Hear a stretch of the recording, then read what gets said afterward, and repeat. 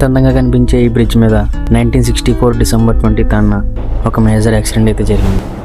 ఆ యాక్సిడెంట్లో చాలామంది చనిపోయారు. కనబడుతున్న బ్రిడ్జే పాత బ్రిడ్జ్. సో అది ఇప్పుడైతే క్లోజ్ చేశారు, 2022లో క్లోజ్ చేశారు. సో ఇప్పుడు కనబడుతున్న కొత్త బ్రిడ్జ్ అయితే ఇది. ఈ పంబన్ బ్రిడ్జ్ 2 kilometers ఉంది. ఇది రీసెంట్గానే లాంచ్ చేశారు. 2025 6th April అయితే స్టార్ట్ అయింది. బ్రిడ్జ్ అయితే చాలా బాగుంది.